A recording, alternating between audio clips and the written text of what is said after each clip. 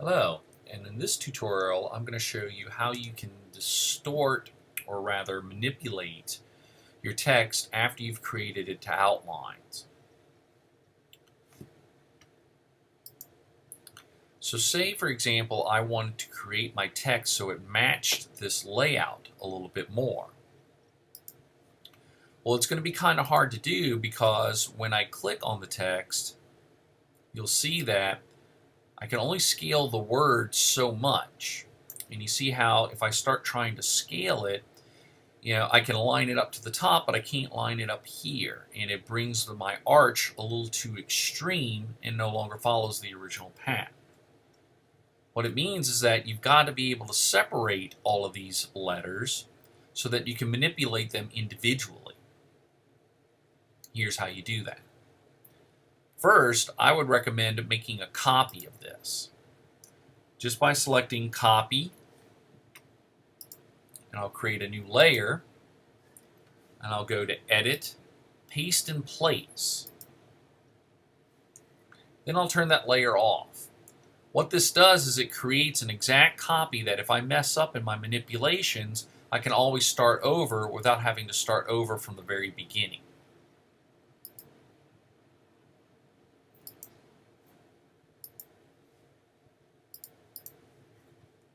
I'm going to select my text after I've created it to outlines. I'm going to go to Object,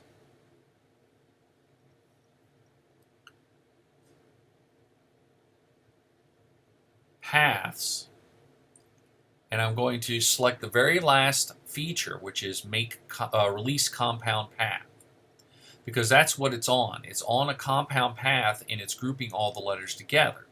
So if I want to ungroup it, it's not through Object Ungroup. You'll see that that's grayed out. It's going to be Release Compound Path. And watch closely what happens to the letters.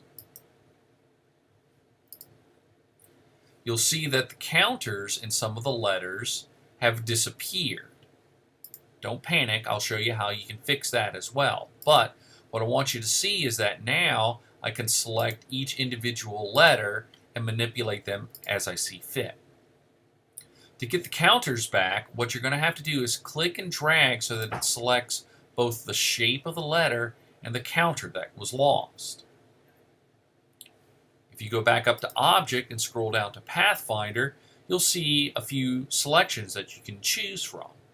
In this case, we want to exclude the overlap because this counter here is overlapping the shape. And if I exclude it, it'll punch a hole through it.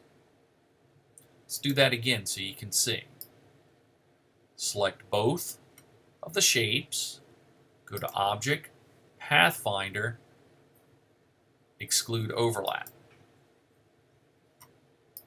Select both of the shapes, Object, Pathfinder, Exclude Overlap.